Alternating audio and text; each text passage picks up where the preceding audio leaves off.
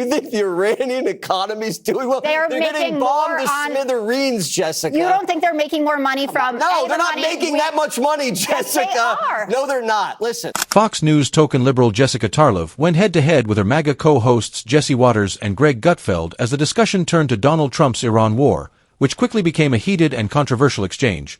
And in this segment, we are going to look at clips from this panel debate where Jessica Tarlov, Jesse Waters, Greg Gutfeld, and the rest all present their arguments. And along the way, I will also share some of my own thoughts. So let's get into it together and break it down. 1 week for Iran to make a deal, or their fate is sealed. President Trump warning the regime leaders he hasn't smoked, that he is ready to blow them to smithereens if they don't wise up. But we've had regime change, if you look already, because the one regime was decimated, destroyed, they're all dead. The next regime is mostly dead. And the third regime, we're dealing with different people than anybody's dealt with before. It's a whole different group of people. So I would consider that regime change. We're doing extremely well in that negotiation, but you never know with Iran because we negotiate with them and then we always have to blow them up. And we will probably, I think we'll make a deal with them, pretty sure. Whether it's possible, we won't. The White House says President Trump is leaving all options on the table as 3,500 troops arrive in the Middle East. Officials say this will help them unleash a major offensive if talks fail. Here's Caroline Levitt. The Pentagon has always stated 4 to 6 weeks estimated timeline for Operation Epic Fury. We're on day 30 today. So again, you do the math on how much longer the Pentagon needs to fully achieve the objectives of Operation Epic Fury, which I will reiterate: destroy the Iranian Navy, destroy their ballistic missiles, dismantle their missile and drone production infrastructure, significantly weaken their proxies throughout the course of this operation, and then, of course, preventing Iran from ever obtaining a nuclear weapon. But despite U.S. forces laying waste to target after target, Democrats are still painting the war as an abject failure.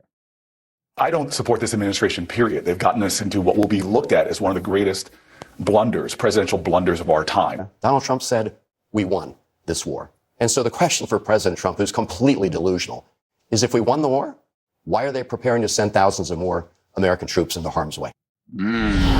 So, Charlie, it seems like the issue here is you have one side, the Democrats, who are looking at this through a political lens and assume, or basically tell everybody else, that Trump is also looking through this through a political lens, which means they don't know anything about Trump. Yeah, they've not learned anything in 10 years. And I love what Spartacus said right there. He actually admitted the whole problem for them. He said, I don't support anything that this administration does, period. So therefore, no matter what they did, he would have been against it. They're the two biggest brain dead hot takes that come out of all this. The first one is that somehow like Israel conned Trump into going into war. It's the stupidest thing, like as if the world's largest economy doesn't have like financial interest in the Strait of Hormuz. Like there aren't actual American interests at play here. But the single biggest idiotic hot take is the idea that Trump did this for political reasons. He doesn't do things like this for political reasons. First of all, politicians never do anything in an election year for political reasons because they don't want to have to pay the price for it in the election. And I think that to me, what it reveals about these people who are saying that he's going to pay a political price and this is, that he's doing this is that those people, those politicians never do anything except things for political reasons. They never do something that they believe is the right thing because they believe it's the right thing to do. That is a great point, Jessica, that he is obviously paying the price in the election. If you look at the polls that I know you're going to cite. So that doesn't actually jibe well with the fact that you guys always say he's doing it for political reasons. No, he's actually spending kind of the goodwill he's had in the bank to make this happen. Well, he didn't have a ton of goodwill in the bank, actually. And yes, he's depleting whatever was left in the reservoir. Because he's not a politician. I'm glad you agree with Charlie. He's a new kind of politician, a politician who doesn't care about winning that much, I guess, or who's having more trouble with the facts on the ground than some politicians who came before him. I wasn't going to cite any polling, though, but I'm glad we got that out there anyway. A few things that came out of the weekend that I think are important to touch on. Trump was bragging about the 20 tankers that got by the Strait of Hormuz as if that was a big win for the Americans. And none of them were American tankers. They were Pakistani tankers. And that came as a direct result of negotiations between Pakistan and the Iranians. The Iranians like it because they're making more money than they ever have before. And it's an affirmation of the fact that we have been closed out of that conversation. The Wall Street Journal is reporting that the Iranians launched 2 times more missiles on a daily basis than a week ago now. That's concerning about their ability to rearm and to rebuild. And Marco Rubio put out a statement talking about the clear objectives. And I think he even said, you should write this down. So I did. 1, destruction of Iran's air force. 2, destruction of their navy. 3, severely diminishing their missile launching capabilities. 4, destruction of their factories. We have moved away from what Caroline Leavitt was even saying from the podium today, because she was talking about nuclear programs. That's not on the list anymore, getting rid of the nuclear material. What happened to eradicating their support for proxy forces? The regime change, what Trump said is ridiculous. Like, there's a new guy there, so it's a regime change. The regime change was supposed to be a free Iran, right? That these people would be able to actually come out of their houses and have a peaceful existence. And we don't even talk about those things anymore. What? So Dana tried, and Donald Trump wasn't very interested in that. So I'm saying that looking at the facts on the ground and not just going with this narrative that because the president wants it to be so, that it's the reality, is objectively the correct thing to do. I'm not saying that through a partisan lens. I'm not saying I just object to everything that he's going to do. Look at our European allies. Look at the things that I just talked about, the way that the economy is performing, and I think it speaks for itself. So, Jesse. Before getting into what Jesse Waters had to say, he first wants to address a few things from the opening part of the video, where Charlie Hurt and Greg Gutfeld, in his view, were acting like complete clowns while pushing the idea that Donald Trump is not really a politician and simply does what he thinks is right, unlike other presidents who avoided certain actions because of the political damage it might cause them. And according to that logic, if previous presidents stayed out of this same conflict only to protect themselves politically, then fine.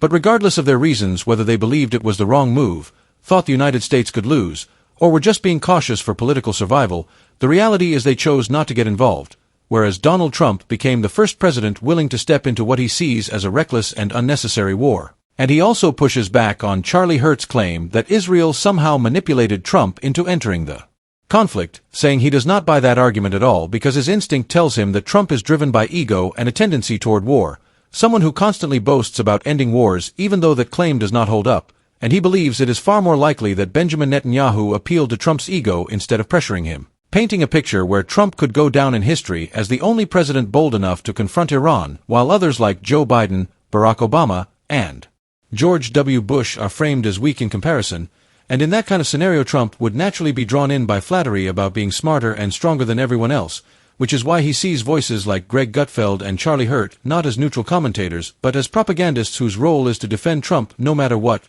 regardless of whether they truly believe what they are saying. And in his view, this messaging is designed to influence a loyal audience. And with that said, he moves forward to the next part to see how Jesse Waters responds to what Jessica Tarlov had to say. Everything Jessica said is independent of her feelings about Trump. Yeah, just like all the Democrats. Partisan at all. There's nothing partisan there. I'm glad that we got that out of the way. I'm glad she said the Iranian economy is doing better than ever. You think the Iranian economy is doing well? They're getting bombed to smithereens, Jessica. You don't think they're making more money from? No, they're not making that much money, Jessica. Yes, they are. No, they're not. Listen, Donald Trump is like the American eagle. On the one hand, he's got the olive branch. On the other hand, he's got a bundle of arrows. I don't know what's going to happen. I could wake up Friday and there could either be a peace treaty or we could have Marines going in. And I don't think the gay Ayatollah knows either. And that's how we like it. You got to keep him on his toes. He's weighing options right now. Both options are very high risk and very high reward, and they might extend that timeline. 4 to 6 weeks timeline.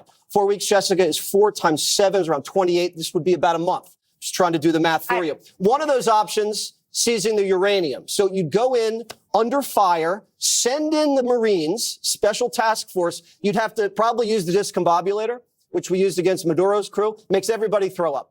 And then they all pass out.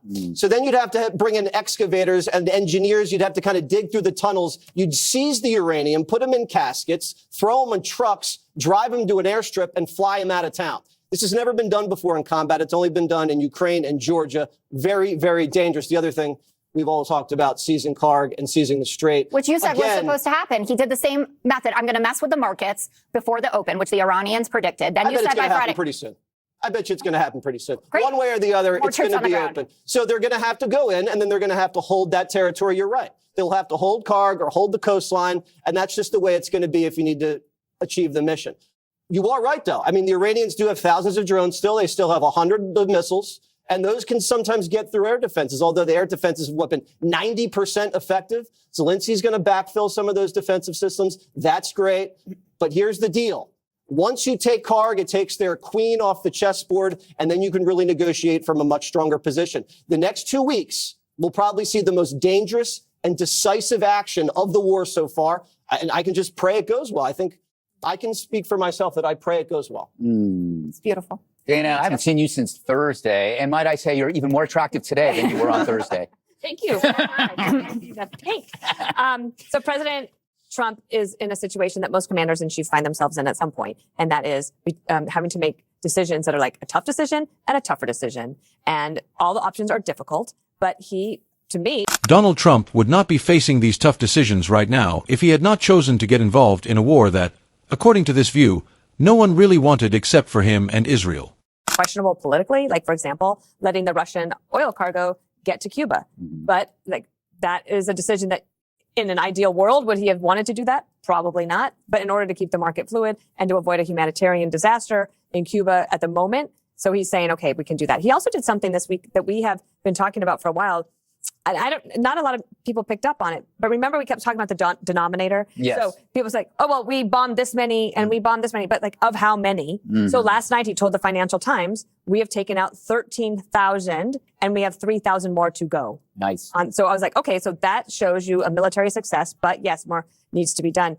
But I really think that the Iranians are feeling it because they are, one, encouraging terrorist threats in our country. So over the weekend, France disrupted a terror attack directly linked back to the Iranian issue. And then what Iran said today is that they are threatening U.S. students who are studying in the Middle East. So that's just in.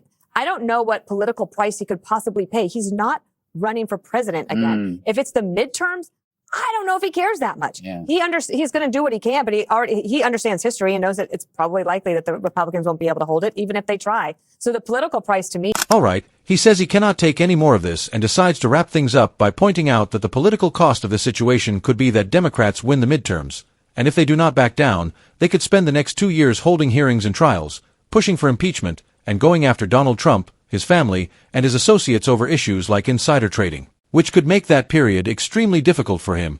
And he adds that people like Greg Gutfeld and Jesse Waters are already acting as if the war is basically over just because Trump says so, but if it drags on for another 6 months, they will likely shift their narrative and justify why it needed to continue, even though the reality, as he sees it, is that a previously open trade route is now closed, and in a recent statement not included in the earlier clip, Trump even told European allies to secure their own oil from the strait, which in his view shows how much instability has been created not only for the United States economy but for global markets as well, and he argues that instead of Iran losing, it could actually come out ahead as other countries begin making deals with it, especially if those deals move away from the US dollar and toward other currencies, which could further weaken the United States. And he also pushes back on Jesse Waters mocking the idea that Iran is profiting, saying that oil revenues could in fact increase under these conditions, and he frames the broader debate by claiming that Jessica Tarlov tends to come prepared with facts, while Greg Gutfeld, Jesse Waters, and Charlie Hurt rely more on opinion and what they want to be true,